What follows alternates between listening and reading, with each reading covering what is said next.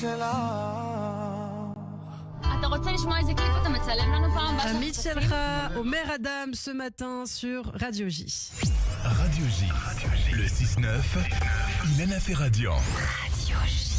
Merci de nous rejoindre sur Radio J comme tous les matins. Et vous le savez, depuis le début de cette guerre, on retrouve très régulièrement sur cette antenne Stéphane Juffa, rédacteur en chef de la MENA, la Metula News Agency. Bonjour Stéphane. Bonjour Ilana et bonjour aux auditeurs téléspectateurs. Merci beaucoup Stéphane d'être avec nous. Effectivement, vous commentez très régulièrement l'actualité. Vous êtes, il me semble, toujours à l'hôtel. Vous n'avez toujours pas pu rentrer chez vous dans le nord à Metula, puisque vous nous l'aviez dit la dernière fois. Je crois que c'est près de 8 maisons sur 10 qui ont été ravagées, qui ont été détruites par les tirs du Hezbollah. Alors, aujourd'hui, on voit qu'un nouveau front s'est ouvert très concrètement pour Israël, c'est la Syrie. Plus de 250 cibles des sites militaires syriens détruits par Israël en Syrie. Alors que vous inspire cette situation? C'était inévitable qu'Israël justement fasse ces incursions en Syrie? Non, c'était pas inévitable. On aurait pu attendre, voir ce qui se passerait. Moi, j'ai pas passé les 4 dernières journées à l'hôtel. Je les ai passées sur la frontière syrienne, en risquant parfois de mettre le pied de l'autre côté de la dite frontière. Et l'activité est très grande, c'est-à-dire que ces attaques, notamment aériennes, ont détruit pratiquement tous les aéroports militaires de l'armée d'Assad avec les hélicoptères, pratiquement, certains étaient même neufs, les avions de guerre, les radars, les missiles, c'est très significatif. Et puis on a vu des chars franchir la frontière. On a vu également des commandos. Le spectacle est au rendez-vous à la frontière, Ilana. Aujourd'hui, est-ce qu'on peut se réjouir, Stéphane Juffa, de la chute de Bachar el-Assad? Alors ça dépend comment ça va être géré. Pour le moment, ce qui est très important et ce qu'on a pu percevoir, c'est que les rebelles sous l'égide turque, ceux qui viennent le HTS, ceux qui viennent de Turquie, se sont arrêtés à Damas. Et ceux qui sont plutôt amicaux à l'égard d'Israël et qui viennent de Dera, donc du sud, se sont également arrêtés à Damas, mais en venant de l'autre sens. Tant que cet équilibre fragile sera respecté, il n'y a pas de souci à se faire. C'est une très bonne opération pour Israël. On rappelle, c'est prédominant. Il n'y a plus de Hezbollah. On a parlé pendant des années sur cette antenne du Hezbollah. Il n'y en a plus. Ils n'ont plus d'accès aux armes, aux munitions en provenance d'Iran. Donc c'est fini. Ils le disent. On le dit au Liban. On oublie le Liban parce que tout le focus est sur la Syrie, mais c'est hyper important. Plus d'Iraniens. On a frappé les Iraniens sans arrêt depuis 10 ans en Syrie. Ils sont tous partis. L'autoroute iranienne est détruite et le régime dictatorial d'Al-Assad a disparu en 3 jours. Il était hostile depuis 55 ans à l'État d'Israël. Donc ça, ce sont des points extrêmement positifs, comme vous le demandez. Mais alors comment expliquer qu'en seulement 3 jours, un régime d'une telle ampleur, qui dure depuis tant d'années, a pu tomber aussi facilement, finalement, entre guillemets? Certains disent que les États-Unis, Israël, auraient aidé, auraient contribué. Alors après, il y a très peu d'informations, donc on ne sait pas. Vous, quelle est votre analyse, Stéphane? Nous, on les a, les informations. Comme assez souvent... la chose était préparée. On a parlé à des chefs rebelles hier qui nous ont expliqué que ça faisait 5 ans que l'opération se préparait. Elle n'a rien de spontané, elle doit rien au hasard. Le patron, le sponsor, c'est la Turquie.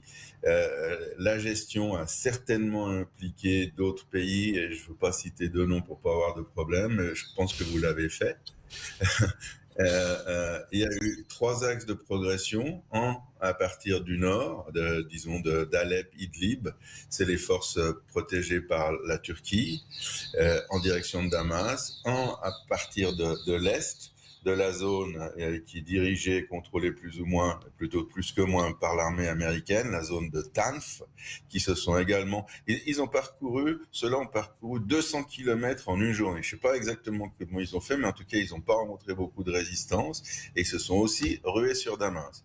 Et les troisièmes, ceux qui sont considérés dans la région comme les protégés d'Israël, je ne sais pas jusqu'à quel point c'est vrai, mais en tout cas, on est en contact avec eux, c'est ceux qui viennent de Dera. C'est la résistance de Dera, là où tout a commencé, avec des forces druzes et qui sont venus, eux, du nord pour fondre également sur Damas. Damas était prise en tenaille, elle n'avait plus aucune chance. C'était une attaque surprise, mais surtout, pendant ces 5 ans, tout avait été minutieusement préparé et c'est pour ça que Damas n'a pas pu résister. Et c'est un régime ultra militaire, ce qu'on ne dit pas. Hein, c'est ça qui est incroyable, c'est que ça a pu échapper au service de renseignement syrien.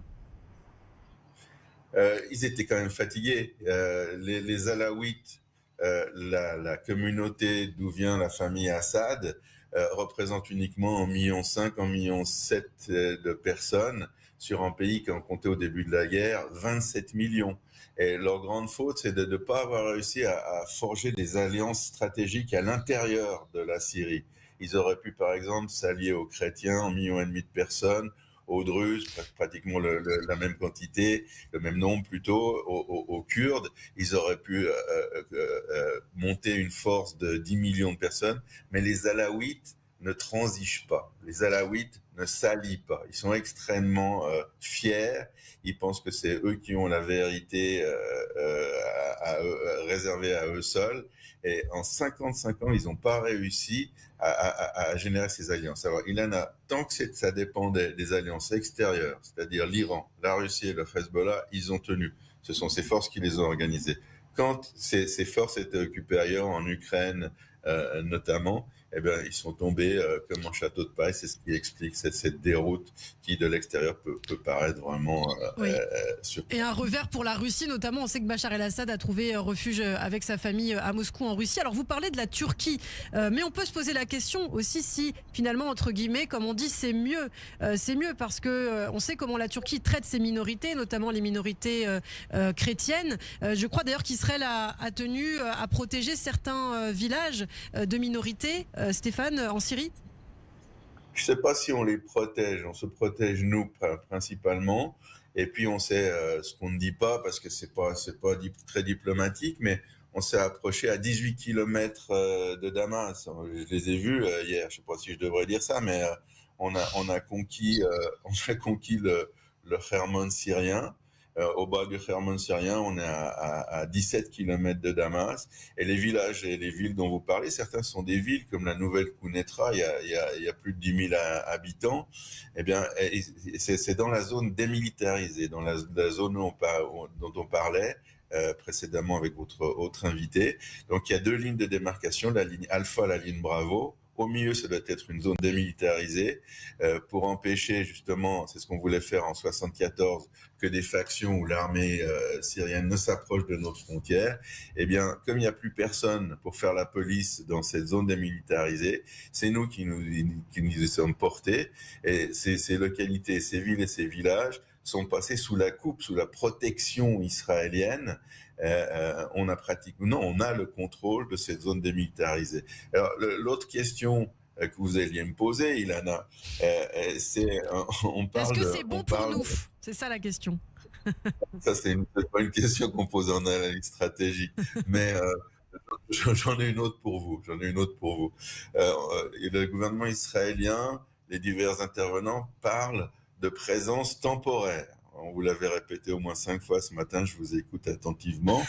Donc, de présence temporaire sur le Hermon syrien, sur ces villes, à 20 km de Damas.